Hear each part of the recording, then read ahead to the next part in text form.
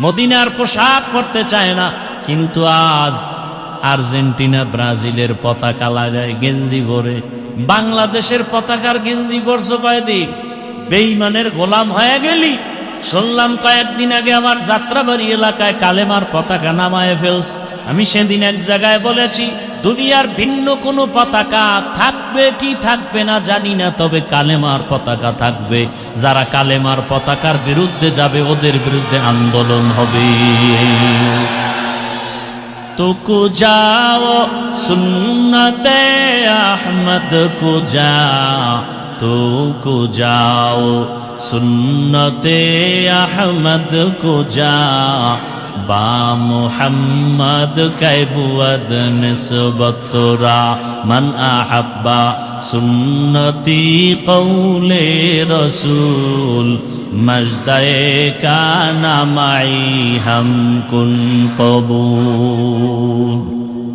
আল্লাহর আদালতে দাঁড়াইয়া হিসাব দেওয়ার ভয় দুনিয়াতে যারা অন্তরে জমা করে গুনাহ থেকে নিজেকে বাঁচায় রাখবে, আল্লাহ তাআলা ওয়াদা করেন ফাইন্নাল জান্নাতা হিয়াল মাওয়া, আমি আল্লাহ তাকে জান্নাতের মেহমান বানায় দিব। আল্লাহর প্রতি ভয়, এই ভয়ের নাম তাকওয়া, এই ভয়ের নাম খাউফ, এই ভয়ের নাম খাশিয়া। একটা সন্তান মা বাবার সামনে অন্যায় করে না কেন? বলে শাস্তির ভয়। একটা ছাত্র শিক্ষকের সামনে অন্যায় করে না কেন? বলে শাস্তির ভয়। দুনিয়াতে ঠিক মানুষ যদি আমার আল্লাহকে ভয় করে, ওই বান্দাও আল্লাহর আযাবের ভয়ে কখনো গলায় ছুরি লাগালেও দাড়ির মধ্যে অস্ত্র লাগাবে না। ভাইরা আমার, আল্লাহর ভয় অন্তরে জমা করার জন্য নিজে নিজে সম্ভব না। এই তাকওয়া অর্জন করার বাজার আছে, গোডাউন আছে। লিকুল্লি শাইইন মা'দিনুন, মা'দিনুত তাকওয়া কুলুবুল আরিফিন। ভালো ভালো জিনিস রাখার গোডাউন আছে, তাকওয়ার গোডাউন হলো আল্লাহর ওলি যারা, তাদের কলব। আউলিয়ারা কারে উকবা ইখতিয়ার, আউলিয়ারা কারে উকবা ইখতিয়ার, জাহেলারা কারে দুনিয়া ইখতিয়ার। আল্লাহর রাসূল বলেন গুনাহ থেকে নিজেকে বাঁচাও, নিষিদ্ধ জিনিস থেকে নিজেকে বাঁচাও। বলে কেমন? চোখ দিয়া চাও, তবে যা মনে চায় তাই দেখবা হবে না। আল্লাহ সীমাবদ্ধতা দিয়ে দিছেন, যেটা হালাল সেটা দেখবা, এর বাইরে কিছু দেখা যাবে না। দেখার বেলায় তুমি তোমার চোখকে হেফাজত করো, ধরার বেলায় তুমি তোমার হাতটাকে হেফাজত করো, শ্রবণ করার ক্ষেত্রে তোমার কান দুইটাকে হেফাজত করো, হাঁটার বেলায় চলার বেলায় তোমার পাও দুইটা হেফাজত করো। আল্লাহ যেটা ধরতে বলেছেন সেটাই ধরো, যেটা ধরতে নিষেধ করেছেন এটা ধরিও না। হাত দিয়া কোরআন ধরো, মা বাবার পেছনে হাত কাজে লাগাও, চোখ দিয়া বাইতুল্লাহ দেখো সওয়াব, চোখ দিয়া মা বাবার চেহারা তাকায় দেখো সওয়াব, চক্ষু দিয়া আহলে হক উলামা দেখো সওয়াব, আল্লাহর কুদরত দেখো সওয়াব। কান দিয়া কোরআনের আওয়াজ শুনো, আজানের আওয়াজ শুনো সওয়াব। কিন্তু একদল মানুষ কান দিয়ে কোরআনের আওয়াজ শুনে না, ওই হেডফোন কানে লাগাইয়া সারা রাত গান শুনে শুনে, গুনার কথা শুনে শুনে রাত্র কাটায় দেয়। ও যুবক বাবা, ওই ঘুমের মধ্যে আজরাইল আসতে পারেনি। আজরাইল আলাইহিস সালাম আইসা যদি দেখে তোমার কানের মধ্যে গানের তার লাগানো, মুসলমান হিসাবে জবাব দেও, আল্লাহর আদালতে কেমন করে দাঁড়াবে? অথচ তোমার মতো কত যুবক এখনো আছে জীবনে মাদ্রাসায় পড়ে নাই, জীবনে আলিফ বা তাও শিখে নাই। এমন যুবক জেনারেল লাইনে পড়েছে, বাংলা ইংরেজি পড়েছে, 5 ওয়াক্ত নামাজ পড়ে আছে না নাই? রাস্তায় গাড়ি চালায় যুবক, নামাজ ছাড়ে না। কৃষি কাজ করে, নামাজ পড়ে। নদীর মধ্যে মাছ ধরিয়াও নামাজ পড়ে। র্যাব, আর্মি, পুলিশ, বিডিআর এর চাকরি করে, নামাজ পড়ে। ওসিডিসি, এসপিআইজির চাকরি করে, নামাজ পড়ে। মেম্বার, চেয়ারম্যান, এমপি নামাজ পড়ে। ব্যবসায়ী নামাজ পড়ে, চাকরিজীবী নামাজ পড়ে। বলো তোমার কপাল কেন খারাপ? তুমি কেন পারো না? ঠিক না খাল। ওই সময় মানুষ চূড়ান্ত আতঙ্কের মধ্যে সময় কাটাবে। আম্মাজান আয়েশা রাদিয়াল্লাহু আনহা বলেন, নবীজি বলেছেন, কিয়ামতের দিন 3টা সময় হবে এতটা ভয়ঙ্কর যে মানুষগুলো নিজের আপন যারা তাদেরকেও ভুলে যাবে। মা সন্তানের পরিচয় দিবে না, সন্তান মা বাবার পরিচয় দিবে না। কঠিন থেকে কঠিন এক হালাত।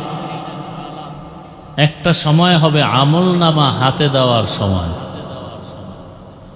বেকারার হয়ে যাবে হাসরের মাঠের মানুষগুলো।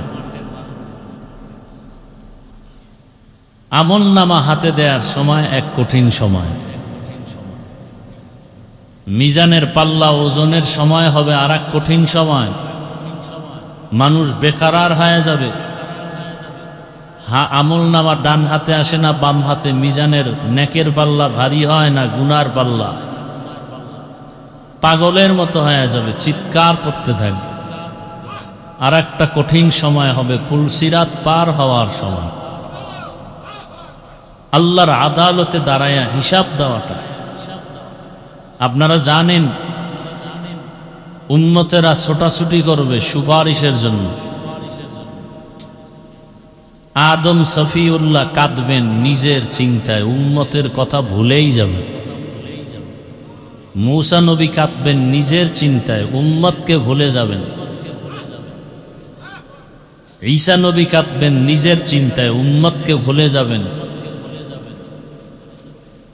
নূহ আলাইহিস সালাম কান্না করবেন নিজের পেরেশানি, নিজের চিন্তা, উম্মতের কথা ভুলে যাবেন। এমন কঠিন অবস্থা হবে হাসরের মাঠে। ওই দিন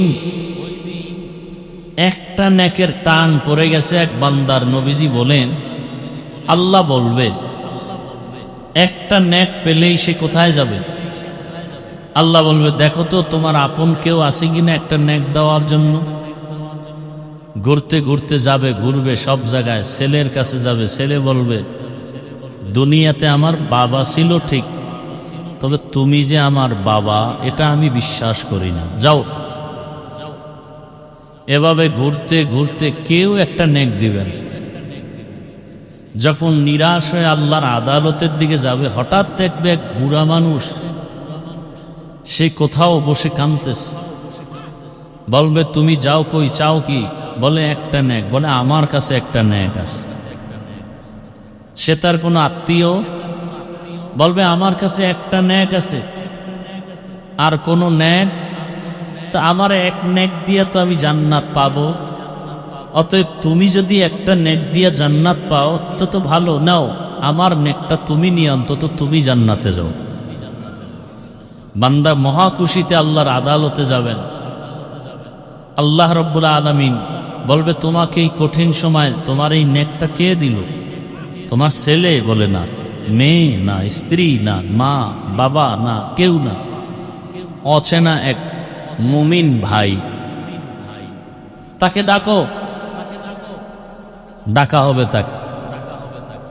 এই তুমি এই বান্দাকে একটা নেক দিছো? বলে, হ্যাঁ। কেন? তোমার আত্মীয়? বলে, না। তো কেন দিছো? বলবেন, হে মালিক, আমার মাত্র একটা নেক, এই একটা নেক দিয়ে তো আমি জান্নাত পাবো না। অন্তত আমার ভাই যদি একটা নেক দিলে জান্নাত পায়, আমার একটা তৃপ্তি। আমার ভাই জান্নাতে গেল, জাহান্নামে তো গেল না। রসুল বলেন সাথে সাথে আল্লাহ পাকের মায়া কুদরতি অন্তরে জোশ এসে যাবে। আল্লাহ বলবেন, তুমি যদি আজকের কঠিন সময় তোমার এক ভাইকে একটা নেক দিয়ে সহযোগিতা করতে পারো, তোমার থেকে আমি আল্লাহর মায়া কি কম? আমি তো রহিম, আমি আল্লাহ তোমাকেও জান্নাত দিয়ে দিলাম। কিয়ামতের ময়দান ভয়ঙ্কর এক হালাত। এই বয়ান করলেই খাঁটি মুমিনরা আর সহ্য করতে পারে।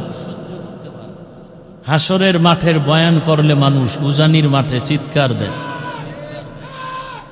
চরমনার ময়দানে চিৎকার দেয়, সহ্য করতে পারে। আর এগুলো সহ্য করার জিনিসও না। একটা সন্তান হারাইলে বাপ মা চিৎকার করে কান্না করে। বাবা মারা গেছে, সন্তান কান্না করে করে বেহুশ মাটিতে গড়াগড়ি খায়, এরকম হয় না? এটা কিসের কারণে আপনারা বলতে পারবেন? একটা সন্তান বাবা মরে গেছে, কান্না করে করে মাটির মধ্যে গড়াগড়ি খায়, ধুলাবালু গায়ে লাগায়, ময়লা লাগায়। ওই লোকটার কোনো লজ্জা শরম নাই। বিষয়টা কি এমন? এমন করে কেন বলতে পারবেন? কিসের কারণে?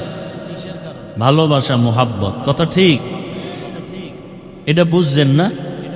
এজন্য ওই লোকটার কেউ গালিও।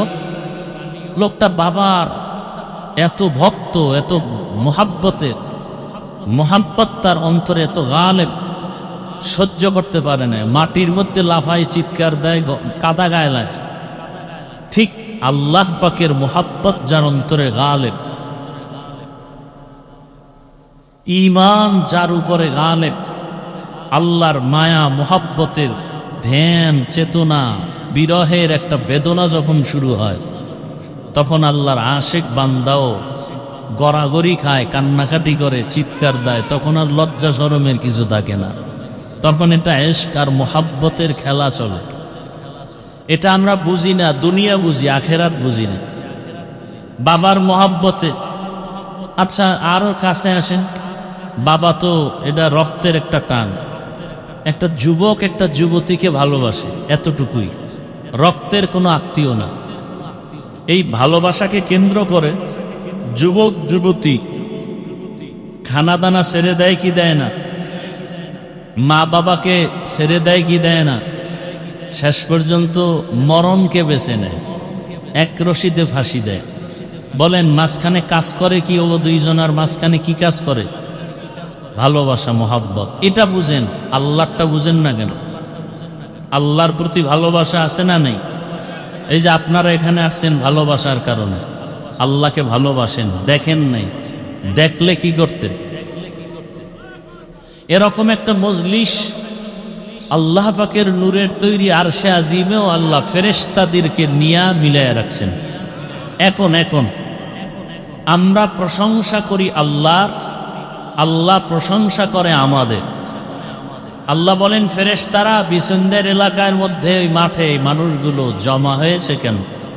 বলে আল্লাহ এরা তোমাকে চায়, আর তোমার জান্নাত চায়, আর কি তোমার জাহান্নাম থেকে মুক্তি চায়। আল্লাহ বলেন, ও ফেরেশতারা, এই মানুষগুলো আমি আল্লাহকে দেখছিনি? কয় না। যদি দেখতো, ফেরেশতারা বলে আল্লাহ পাগল হায়াত, জীবন যৌবন সব রাস্তায় ছেড়ে দিত। আমার জান্নাত দেখছিনি বলে না। যদি দেখতো তাহলে আজীবন জান্নাত পাওয়ার জন্য শুধু দৌড়াইতে থাকতো। আমার আযাবের জাহান্নাম দেখছেনি বলে না, দেখে নাই। যদি দেখতো জীবনভর সংসার বাদ দিয়া জাহান্নাম থেকে পালাবার জন্য দূরে থাকতো। আল্লাহ বলেন, ফেরেশতারা সাক্ষী থাক, যেই মানুষগুলো সংসার ছাড়িয়া, আরামের ঘুম ছাড়িয়া, আমি আল্লাহকে না দেখে, আমার জান্নাত না দেখে, জাহান্নাম না দেখিয়া আমার মোহাব্বতে এখানে আসিয়া পড়ছে, সাক্ষী থাক আমি আল্লাহ এদের সব গুনাহগুলো মাফ করে দিলাম। ফেরেশতারা কয়েক দলে ওয়াজে আসে নাই, তামসা দেখতে আসে, তামাশা। এরা ওয়াজে আসে নাই।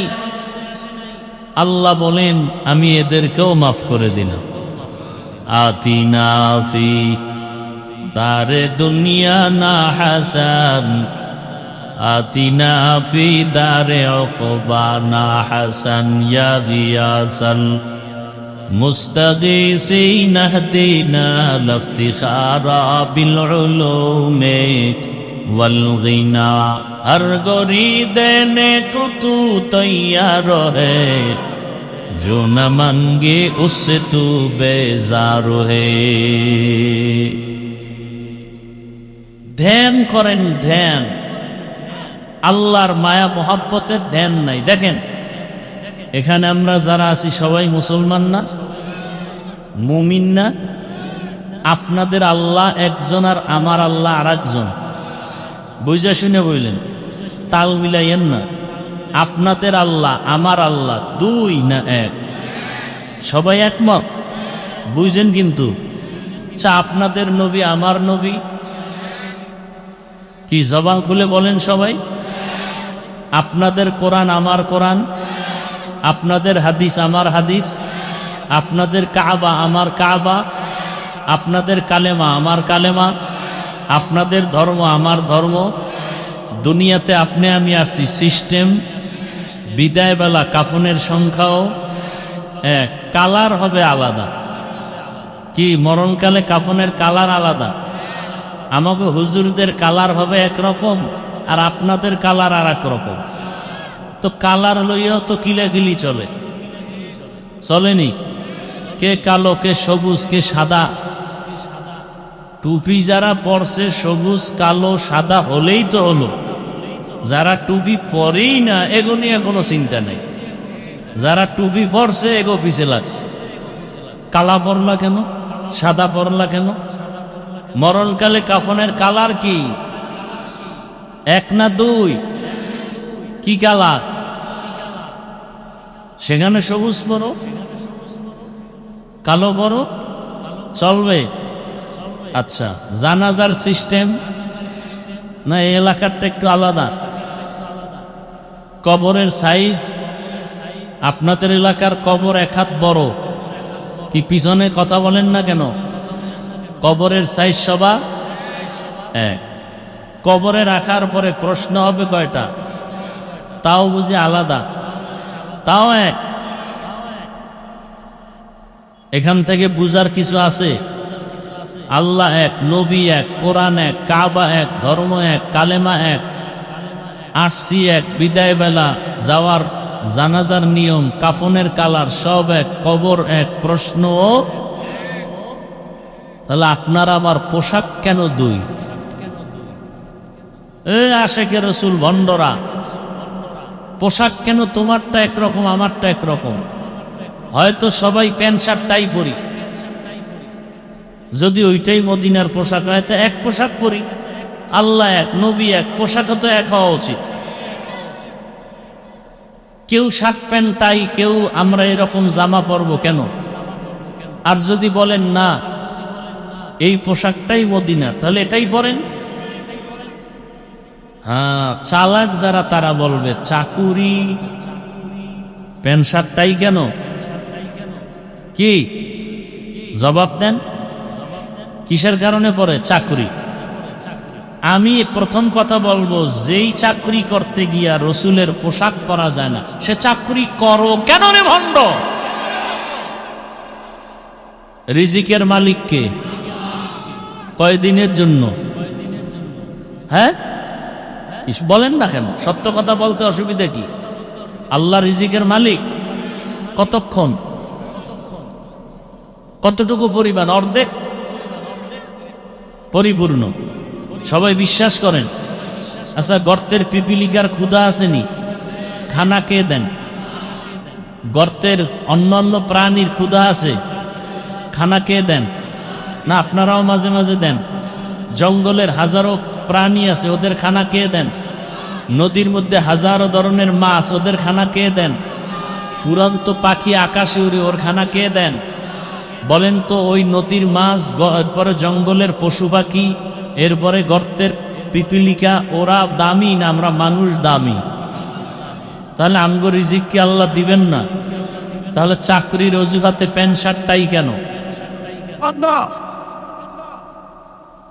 আচ্ছা মেনে নিলাম 1 মিনিট, চাকরির কারণে আপনি প্যান্ট শার্টটাই পরলেন। মসজিদে চাকরি আছে, সেখানে মদিনার পোশাক নাই কেন? ওয়াজ মাহফিলে আসছেন, এখানে মদিনার পোশাক নাই কেন? চাকরি মেনে নিলাম, চাকরির কারণে আপনি পারেন না, এখানে কিসের চাকরি? মসজিদে কিসের চাকরি? আল্লাহর ঘরে যাবেন, সেখানেও কি মদিনার পোশাকটা নেওয়া যায় না? বিবেকের কাছে আদালতে বিচার। দেখেন আল্লাহর ভয় কি জিনিস। আপনিও মুসলমান, আমি টুপি খুলতে চাই না, আর আপনি টুপি দিতে চান না। টুপির জন্য আলাদা বয়ান দিতে হচ্ছে। আপনি কেমন ভিআইপি মুসলমান? আমি দাড়ি কাটতে চাই না, আর আপনি রাখতে চান না। আপনাকে দাড়ির জন্য আলাদা বয়ান দিতে হয়। আপনি কত বড় ভিআইপি মুসলমান! কি আমি পর্দা ছাড়তে চাই না, লজ্জা লাগে, আর আপনি পর্দা করতে চান না, লজ্জা পান। আমি মসজিদে না ঢুকলে লজ্জা লাগে, আর আপনি মসজিদে ঢুকতে গেলে লজ্জা লাগে। এবার ভাবেন তো আপনি কোন ধরনের মুসলমান?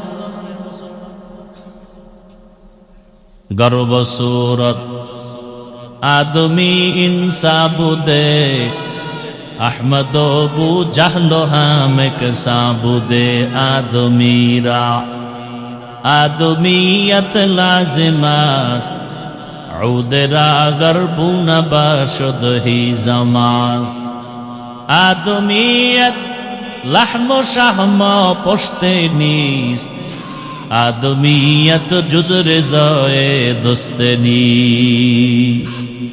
আসলে মানুষ হতে পারি নাই। কি হতে পারি নাই?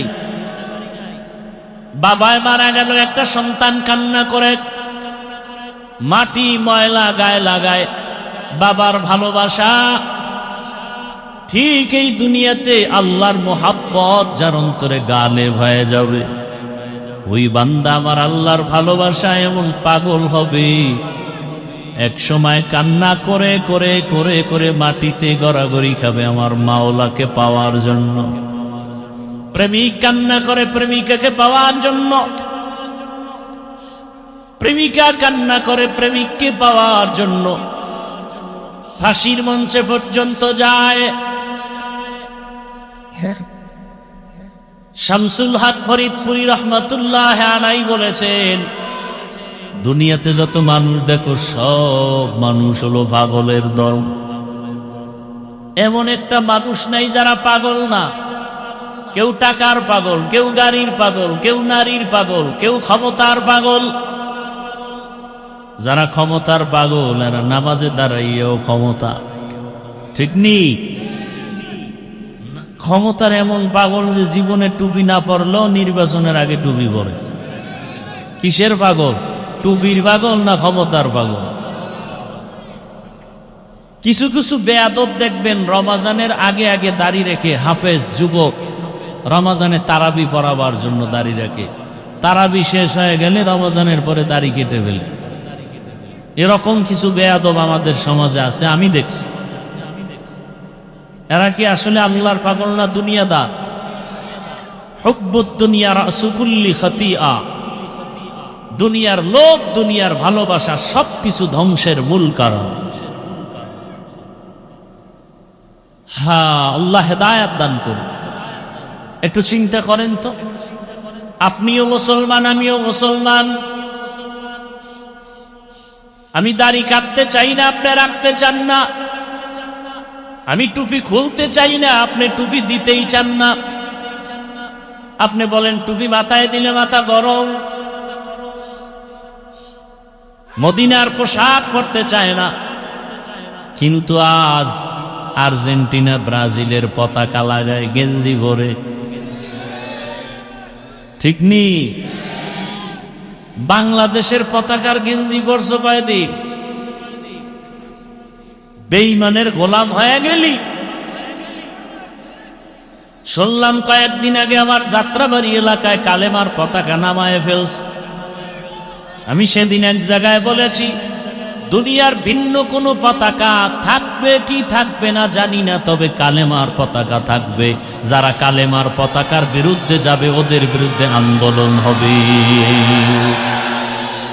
তো কো যাও সুন্নতে আহমদ কো যা, তো কো যাও সুন্নতে আহমদ কো যা, বা মুহাম্মদ কাইবুয়াদ নিসবতরা মান আহাব্বা সুন্নতি কৌলে রসুল মজদায়ে কানা মাই হাম কুন কবুল। কালেমার পতাকা সারা বিশ্বময় উড়বে। এদেশ মুসলমানের দেশ, এদেশ উজানির কারি ইব্রাহিম রহমতুল্লাহ আলাইহির দেশ। কোন পতাকা থাকবা না থাক জানি না, কালেমার পতাকা থাকবে। এই পতাকার বিরুদ্ধে যারা যাবে ওদের বিরুদ্ধে হবে আমাদের ময়দানে জিহাদ। জিহাদ কখনো বন্ধ? জিহাদ কেন? সমস্ত পৃথিবীর সব সন্ত্রাসীদের সন্ত্রাসী কর্মকাণ্ড বন্ধ করার একমাত্র মেডিসিনের নাম জিহাদ। وَأَمَّا مَنْ خَافَ مَقَامَ رَبِّهِ وَنَهَى النَّفْسَ عَنِ الْهَوَى فَإِنَّ الْجَنَّةَ هِيَ الْمَأْوَى ہر کے دارد خوف حق دار دل مدام ہر کے دارد خوف حق دار دل مدام জন্নাতুল মাওয়া দেহদব রামাকাম জুজবা হকচি জে মখা আজ ইনসুজা ফজলে উআ মস্তে দর জুমলা জাহা। ভাইরা আমার,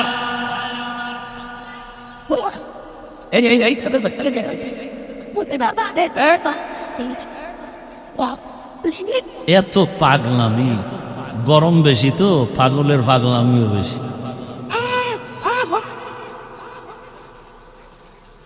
ভাইরা আমার, মোবাইলের লাইটগুলো বন্ধ করা যায় না?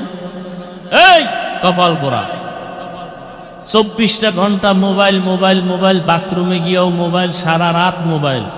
বেহেশতের বাগানে 1 ঘন্টা বয়ান শুনতে আসছেন, এই টাইপ মোবাইল না চালাইলে গজব আসবে? এত বেহায়া কেন? 1টা ঘন্টার জন্য মোবাইল না চালালে কি ক্ষতি হবে?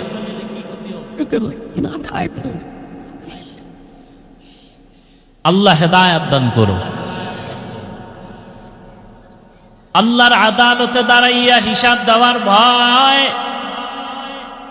দুনিয়াতে যারা অন্তরে জমা করে গুনাহ থেকে নিজেকে বাঁচায় রাখবে, আল্লাহ তাআলা ওয়াদা করেন ফাইন্নাল জান্নাতা হিয়াল মাওয়া, আমি আল্লাহ তাকে জান্নাতের মেহমান বানায় দিব। আল্লাহর প্রতি ভয়, এই ভয়ের নাম তাকওয়া, এই ভয়ের নাম খাউফ, এই ভয়ের নাম খাশিয়া। একটা সন্তান মা বাবার সামনে অন্যায় করে না কেন? বলে শাস্তির ভয়।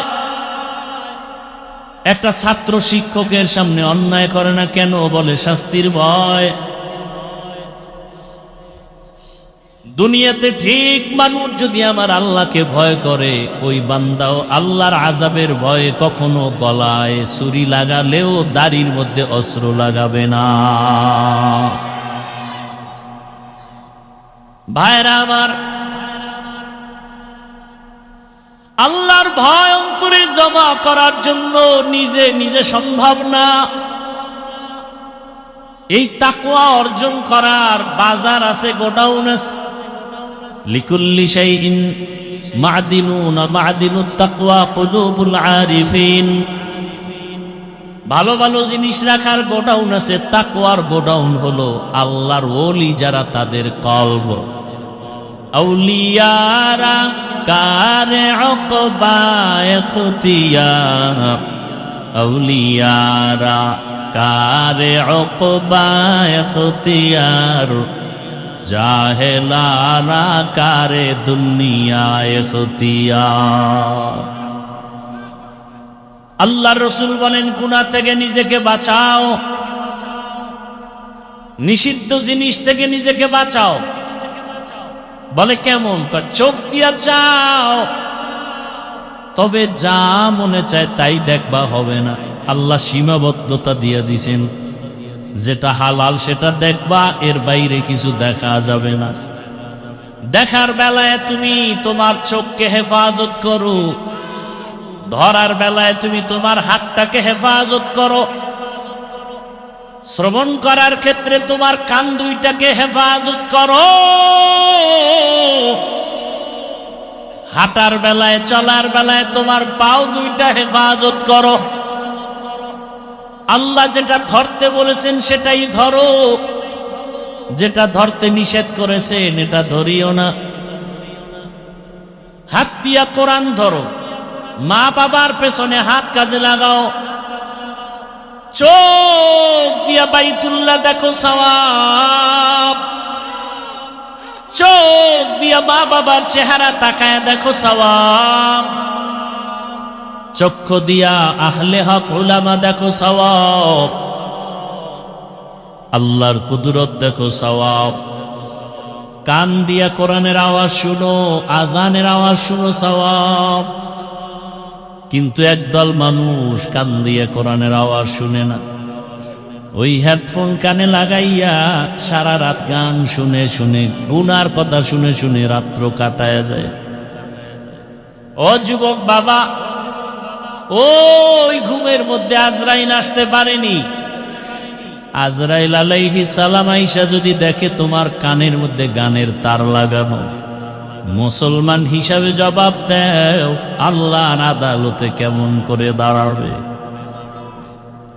অথচ তোমার মতো কত যুবক এখনো আছে জীবনে মাদ্রাসায় পড়ে নাই, জীবনে আলিফ বা তাও শিখে নাই। এমন যুবক জেনারেল লাইনে পড়েছে, বাংলা ইংরেজি পড়েছে, 5 ওয়াক্ত নামাজ পড়ে আছে না নাই? রাস্তায় গাড়ি চালায় যুবক, নামাজ ছাড়ে না। কৃষি কাজ করে, নামাজ পড়ে। নদীর মধ্যে মাছ ধরিয়াও নামাজ পড়ে। র্যাব, আর্মি, পুলিশ, বিডিআরের চাকরি করে, নামাজ পড়ে। ওসিডিসি, এসপিআইজির চাকরি করে, নামাজ পড়ে। মেম্বার, চেয়ারম্যান, এমপি নামাজ পড়ে। ব্যবসায়ী নামাজ পড়ে, চাকরিজীবী নামাজ পড়ে। বলো তোমার কপাল কেন খারাপ? তুমি কেন পারো না? একই ফ্যামিলির মধ্যে দুটো ভাই, ছোট ভাই বড় ভাইয়ের আগে বিবাহ করে ফেলেছে। এরকম হয় কি না? বড় ভাই বিবাহ করে না, ছোট ভাইয়ের ঘরে সন্তানও আসছে। একদিন বড় ভাইকে ডাক দিয়া বলে, ও ভাইজান, তুমি বিবাহ করো না কেন? বলে, বিবাহ করার মতো পাত্রী পাই না, মেয়ে পাই না। মনে মনে ভাবলো, ছোট ভাই একটু আপটুডেট, আধুনিক, বড় ভাই একটু আমলওয়ালা, নামাজ কালাম পরে, দাড়িওয়ালা। ছোট ভাই বিবাহ করেছে, সন্তান হলো। বড় ভাই যখন বলল মেয়ে পাই না, বিয়া করব কি? ছোট ভাই মনে মনে ভাবলো, হয়তো দামি কোনো শিক্ষিতা মেয়ে চায়, ডানা কাটা বড়ি। খুঁজে টুইজে একটা পেয়ে গেছে। বড় ভাই এর কাছে আওয়াজ দিল, ভাই, সম্ভ্রান্ত পরিবারের একটা শিক্ষিতা মেয়ে পেয়েছি, ডানা কাটা বড়ি। বড় ভাই বলে, আল্লাহর কসম, এমন মেয়ে আমি বিবাহ করব না। যুবকরা ভালো করে শোন, পর্দার আড়ালের যুবতী বোনেরাও ভালো করে শোনা উচিত। ও পর্দার আড়ালের মা বোনেরা, আপনার মতো কত মা, কত বোন 5 ওয়াক্ত নামাজ পড়ে, পর্দা করে, মোবাইলে সময় নষ্ট করে না, এমন নারী আছে না নাই? এরে আম্মা জান, আপনি কেন পারেন না? আপনারা তো হাফেজে কোরআনের মায়ের মতোই মা, আলেমের মায়ের মতোই মা। আপনারা তো সাহাবায়ে কেরামদের মায়ের মতোই মা। খাদিজা রাদিয়াল্লাহু আনহার মতো নারী, ফাতেমা রাদিয়াল্লাহু আনহার মতো নারী, আয়েশা রাদিয়াল্লাহু আনহার মতো নারী। এরে আম্মা জানেরা, বোনেরা, আপনাদের মতো কত মা পর্দা করে, 5 বেলার নামাজ পড়ে। আপনারা কেন স্বামীর টাকা গুনার কাজে ব্যয় করে মার্কেটে মার্কেটে দৌড়ান? স্বামী একদিন মরে গেলে এই সম্পদ তো আপনার থেকে যাবে। অতএব আপনার সম্পদ আপনি কেন নষ্ট করেন? বুঝি না। হেদায়াতের মালিক আমার আল্লাহ। আল্লাহওয়ালাদের নেক দোয়া না থাকলে আগানো যায় না। বর্তমানে তো নবী আসবেন না, সাহাবায়ে কেরাম আর আসবেন না বয়ান করতে। এ দুনিয়ার মানুষ আল্লাহর ভয় অন্তরে জমা করে গুনাহ থেকে বাঁচতে হলে উলামায়ে আহলে হক, আল্লাহওয়ালাদের নেক দোয়া, নেক নজর লাগবে।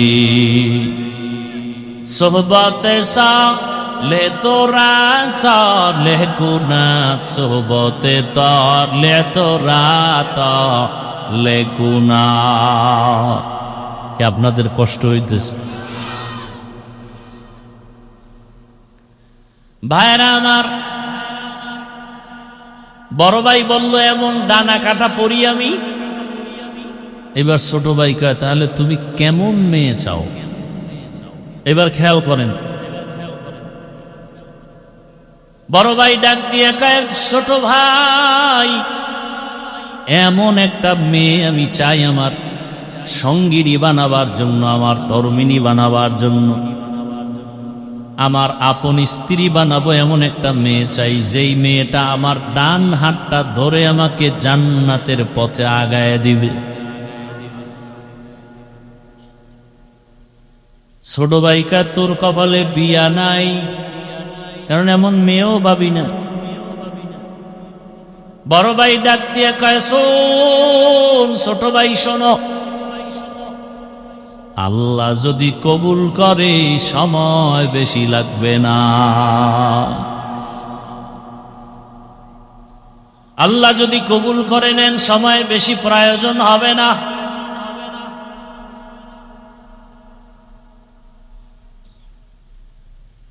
এ কথা বলার পরে আল্লাহর বান্দা বসে নাই, 5 ওয়াক্ত নামাজ আদায় করে আর দোয়া করে, হে মালিক, তুমি আমাকে একটা নেককারিনী বিবি দাও, চাই গরিব হোক। নদীর জল গোলাও ভালো, জাতের মাইয়া কালো ভালো। কি গোলা পানিও ভালো যদি সেটা নদীর পানি হয়, কালো মেয়েও ভালো যদি চরিত্রবান হয়। যুবক, তোমার চরিত্র যেমন, তোমার কপালে বিবাহিত মেয়ে আসলে ওর চরিত্রটাও থাকবে তেমন। তুমি চরিত্রহীন, তোমার কপালে আছে চরিত্রহীনা, ভালো আশা করলে লাভ হবে না। আর তওবা যদি করো, আল্লাহ যদি ক্ষমা করেন সেটা ভিন্ন কথা।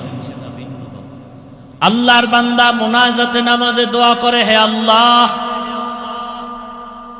দয়া করে তুমি নেককারিনী একটা বিবি দাও, কারণ কিয়ামতের ময়দানে স্বামী হইয়া আল্লাহর আদালতে দাঁড়াইতে হবে, স্ত্রীর বেলায় হিসাব দিতে হবে। আলা কুল্লুকুম রাঈন ওয়া কুল্লুকুম মাসউলুন আন রাঈয়াতিহি। নবীজি বলেন, সাবধান হে উম্মত, তোমরা প্রত্যেকেই দায়িত্বশীল, আল্লাহর আদালতে দায়িত্বের কারণে দাঁড়ায় জবাব দিতে হবে। প্রত্যেক স্বামী স্ত্রীর দায়িত্বশীল, প্রত্যেক মা বাবা সন্তানের জন্য দায়িত্বশীল। সন্তানটাকে যদি আল্লাহর নবীর তরিকা মতো চালাইতে না পারেন, কিয়ামতের ময়দানে সন্তানের কারণে বহু মা বাবা জাহান্নামে যেতে হবে। আল্লাহ কোরআনে নিজেই বলেছেন, সন্তান কিয়ামতের ময়দানে মা বাবার বিরুদ্ধে মামলা পেশ করবে। রব্বানা ইন্না আতা'না সাদাতানা ওয়া কুবারানা ফাআদাল্লুনাস সাবিলা রব্বানা আতিহিম যিফাইনি মিনাল আযাব ওয়ালআনহুম লা'নান কাবীরা। সন্তান সব বলে দিবে, আমার মা বাবার দোষে আমি নামাজ পড়তে পারি নাই, মা বাবা আমাকে নামাজের বয়ান দেয় নাই, আমার মা বাবা আমাকে কোরআন শিখায় নাই। অথচ এখনো দেখি ডিসি সাহেব তার অফিসে তার টেবিলে বসে কোরআন তেলাওয়াত করে। ডিসি সাহেব, আপনি কোরআন শিখলেন সরকারিভাবে নাকি? না না। বলে কেমনে? বলে ছোটবেলা আমার আব্বা আম্মা মক্তবে পাঠাই আমারে কোরআন শিখেছে। এখন সে মক্তব নাই বললে চলে। সকালবেলা মক্তবে যাবে কি? মা বাবা ব্যস্ত সন্তানকে কেজিতে পাঠাবার জন্য। অপকৌশলে মক্তব বন্ধ হয়ে গেছে। আমরা মুসলমান বুঝতে পারি না, মুসলমানের ইতিহাস আমরা জানি না। ভাইরা আমার, 800 বছর পর্যন্ত স্পেন শাসন করেছে মুসলমান। 800 বছর। সেখানে এখন অবস্থা কি? মাইকে আজান নিষেধ। 800 বছর পর্যন্ত শুধু মুসলমান চালাইছে দেশটা, স্পেন। আর সেখানে এখন জোরে মাইকে আজান দেওয়া যায় না। ইরাকের বাগদাদ এলেমের নগরী, হাজার হাজার কোরআনের তাফসির ব্যাখ্যা কিতাব ভরা ছিল লাইব্রেরি বাগদাদে। সব নদীর মধ্যে ফেলে দিল, পুড়ে ফেলল। মুসলমানের ইতিহাস হাসতে হাসতে ইসলামে পর্যন্ত আসেনি, রক্তের বিনিময় আসে। কিন্তু আজকে দুঃখ লাগে, গতকালকে একদলে রক্ত জড়াইছে বেলেট দিয়া, নামাজও পড়ে নাই। এরা হায় হোসেন পার্টি। এমন কপাল পরা যে হোসাইনের নামও কইতে পারে না, হোসেন কয়। কত বড় বেয়াদবি! হোসাইন রাদিয়াল্লাহু আনহু, কত সুন্দর নাম। এটারে হায় হোসেন, হায় হোসেন। নামাজও পড়েন। অথচ হোসাইন রাদিয়াল্লাহু তাআলা আনহু কারবালার প্রান্তরে একক তো নামাজ কাজা করেন নাই। পক্ষান্তরে নামাজের প্রতি অবহেলিত ছিল ইয়াজিদ। গান বাজনায় মত্ত ছিল ইয়াজিদ। আর হোসাইন ছিলেন গান বাজনার বিরুদ্ধে আন্দোলন করেনেওয়ালা। আজকে যারা হোসাইনের ভক্ত দাবি করে, মূলত ওদিকে নামাজ পড়ে না, চরিত্র ইয়াজিদের দাবি করে হোসাইনের ভক্ত। মিথ্যাবাদী, ধোঁকাবাজ। ইয়াজিদের চরিত্র নামাজ না পড়া। ক্ষমতায় অধিষ্ঠিত হওয়ার পরে ইয়াজিদের অবস্থা নামাজ নাই, গান বাজনায় লিপ্ত, মদের আড্ডায় লিপ্ত, বেপর্দা। মিছিল করছে হায় হোসেন বলিয়া, সব নারী পুরুষ একসাথে, ঠিক নেই? অথচ হোসাইন রাদিয়াল্লাহু তাআলা আনহু কতটা পর্দাশীল ছিলেন। এ কথা বলার লোক নাই, শোনার লোক নাই, বিরোধিতা করার বেয়াদবের অভাব নাই। ভাইরা আমার, আদ-দুআউ হুয়াল ইবাদাহ। মানুষ নিজের প্রচেষ্টায় যা করতে না পারে, দোয়ার মাধ্যমে আর থেকে বেশিও হয়ে যায়। দোয়া বড় দামি এক সম্পদ। ওই আল্লাহর বান্দা দোয়া করেছে, ও দয়ার মালিক, তুমি আমাকে একটা ভালো গরিবের সন্তান হলো নেককারিনী দেও, যেই বিবি আমার জান্নাতের পথের একজন সহযোগী হবে। এক হাতে তালি বাজে না, স্বামী স্ত্রীর মন এক না হলে ওই বাগানে ফুল ফুটে না। স্বামী চায় ছেলেটাকে মাদ্রাসায় পড়াবে, স্ত্রী যদি না চায় হবে, সংসারে ঝামেলা বেড়ে যাবে। এক মনের হতে হয়। এজন্য ওই যুবক ছোট ভাই বিবাহ করার পরেও সে বিবাহ করে না, চায় একটা নেককারিনী স্ত্রী, চরিত্রবান, গরিব হোক, যদি নামাজি স্ত্রী হয়, আদর্শবান হয়, এরা ঘরে থাকবে আর রিজিকে বরকত বেড়ে যাবে। আল্লাহর বান্দা দোয়া করে আর কান্না করে। ছোট ভাই যখন ওই কথা বলল, তোর কপালে বিয়া নাই, অন্তরে আরো চোট লাগলো, কান্না আরো বেড়ে গেল। তাহাজ্জুদ পরে দোয়া করে, হে মালিক, অতিও গভীর হয় রজনী যখন, নীরবে প্রভুর নাম জপিও তখন, প্রভুর করুণা যদি পাইবারে চাও, গভীর রাতে উঠে প্রভুর গুণগান গাও। গভীর রাতে আল্লাহর সাথে কথা বলো রে মুমিন। ফজরে, জোহরে, আসরে, মাগরিবে, এশায় আমার আল্লাহ বান্দার কাছে প্রথম আসমানে আসেন না, প্রতি রাতের শেষ ভাগে আল্লাহ প্রথম আসমানে হাজির। আল্লাহর বান্দা, তোমার কি প্রয়োজন তুমি চাও। আল্লাহর বান্দা কান্না করেন, হে মালিক, দয়া করে তুমি আমাকে একটা নেককারিনী স্ত্রীর ব্যবস্থা করে দাও।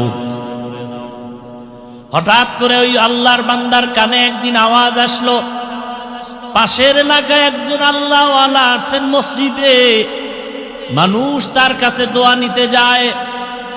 সাধারণ মানুষের তুলনায় আল্লাহওয়ালাদের দোয়া কবুল হওয়ার কারণ তাদের জবান সাধারণ মানুষের জবান থেকে পাক। কি সাধারণ মানুষেরা মিথ্যা বলি, আল্লাহওয়ালারা সহসায় মিথ্যা বলেন না।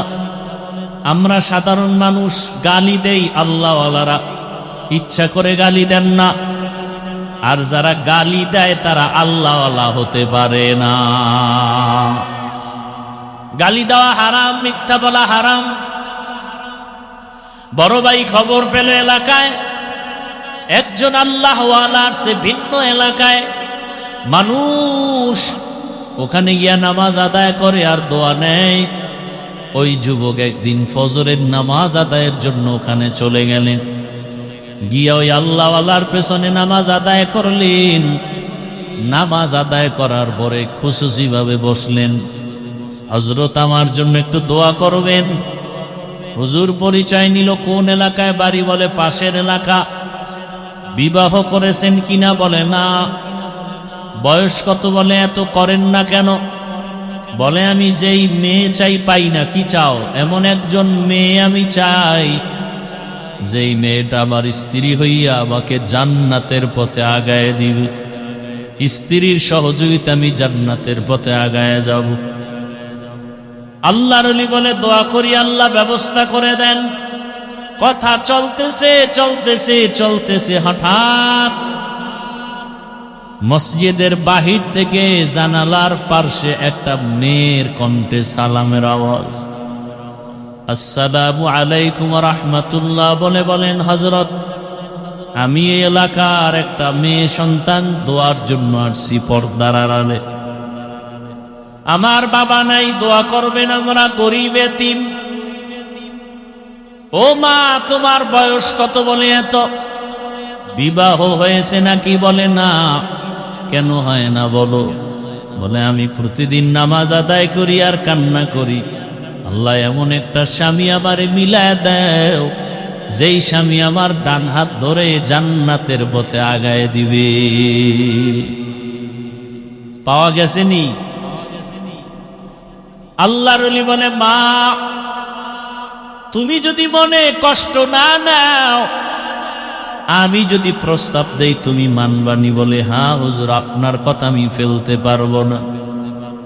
এইবার হুজুরের কথায় আল্লাহওয়ালার কথা মধ্য হইয়া ওই মেয়ে আর যুবক বড় ভাইয়ের সাথে বিবাহের তারিখ হলো, বিবাহ হয়ে গেল। এই যুবকেরা ভালো করে শোনো, পর্দার আড়ালের মা বড় ভালো করে শুনেন।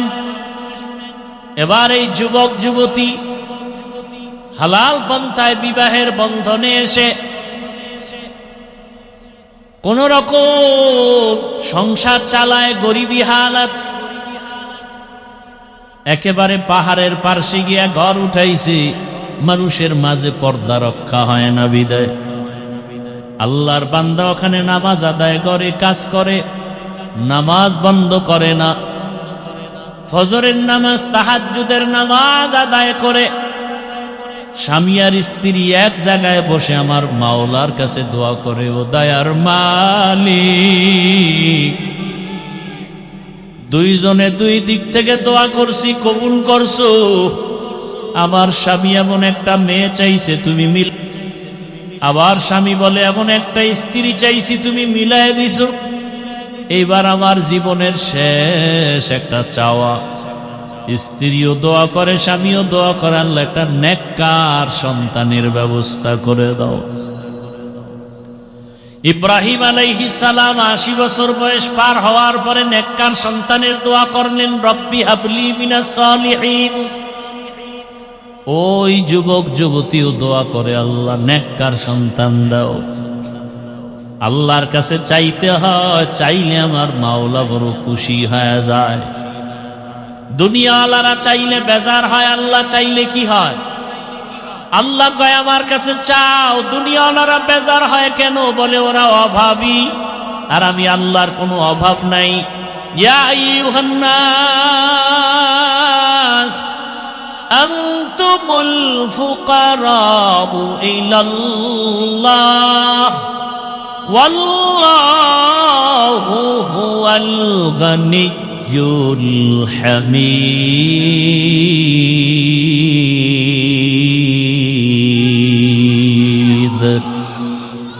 বখা কুরআ কালামুল্লাহ বশনো কদিমাস্তি কদিমাস্তি নইনো। ভাইরা আমার, আল্লাহ বলেন দুনিয়ার মানুষ তোমরা সবাই ফকির, একমাত্র ধনী আমি আল্লাহ। শুধু ধনী না, আমি প্রশংসিত ধনী। দুনিয়ার সবার অভাব আছে, আল্লাহর অভাব নাই। আল্লাহর কাছে দোয়া করছেন, হে মালিক নেককার সন্তান দান করো। আল্লাহ তাআলা তাদের দোয়া এটাও কবুল করে ফেললেন। কিছুদিনের মধ্যে আল্লাহ একটা নেককার সন্তান দান করলেন। সন্তানটার ডান কানে আজান, বাম কানে ইকামতের আওয়াজ। সন্তানটাকে ধর্মীয় শিক্ষা দিয়া আস্তে আস্তে বড় বানাইল। মা বাবার সাথে আদব রক্ষা, সালাম সারা কথা কয় না। আর এখন সন্তানরা IA pass, BA pass, MA pass করে, সালাম জানেই না। সালাম দিবে পরের কথা, সালাম বলতেই পারে না। সব পারে, আসসালামু আলাইকুম দুইটা শব্দ সুন্দর করে বলতে পারে না। কপাল বড় খারাপ। আর মোবাইল আসার পরে তো সালাম জবাই হয়ে গেছে। এখন হ্যালো চলে, সালাম চলে না। মোবাইলে কি চলে? হ্যালো, সালাম নাই। অথচ সালাম, যেই সমাজে সালাম আছে ওই সমাজে শান্তি আছে, শান্তি। যেই ঘরের মধ্যে সালাম আছে শান্তি আছে। স্ত্রী স্বামীকে সালাম দিবে, স্বামী স্ত্রীকে সালাম দিবে, সন্তান মা বাবাকে সালাম দিবে, মা বাবা সালাম দিবে সন্তানকে। ঘরের মধ্যে ঢুকতে গেলেই সালাম, আসসালামু আলাইকুম ইয়া আহলাল বাইত, ও বাড়িওয়ালা তোমাদের উপরে শান্তি বর্ষণ হোক। জিনেরা থাকলেও জবাব দিবে, ফেরেশতারাও আছে ঘরের মধ্যে, তারাও জবাব দিবে। ঘরের মধ্যে ডান পা দিয়া ঢুকবা, ঘরের মধ্যে ঢুকার সময় জোরে জোরে দুরূদ ইব্রাহিমি পড়বা। ঘরের মধ্যে ঢুকতে গিয়া আলহামদু সূরা পড়বা, কুল হু আল্লাহ পড়বা। রিজিকের বরকত কখনো যাবে না। আল্লাহ পাক নেককার সন্তান দিলেন। সন্তানটাকে আস্তে আস্তে লালন পালন করে বড় বানাইলেন। যুবক বয়সে যখন উপনীত হলো, এখন যুবকের মধ্যে আগুন জ্বলে, আগুন, ঈমানের আগুন। বাতিলের বিরুদ্ধে আন্দোলনে ফেটে পড়ে। যেখানে শুনে বাতিল সেখানে ঝাঁপায়া পড়ে। খবর পেল মিশর বেঈমান মুশরিক ইহুদিরা দখল করেছে। যুবক রেডি হয়ে গেল প্রতিবাদের জন্য। ময়দানে ঝাঁপায় পড়লো, মিশর তার হাতে নিয়ে আসলো। খবর পেল বাইতুল মুকাদ্দাস জালেমরা দখল করেছে, আন্দোলনে নেমে পড়লো। বাইতুল মাকদিস তিনি হাতের মধ্যে নিয়ে আসলো জালেমদের থেকে।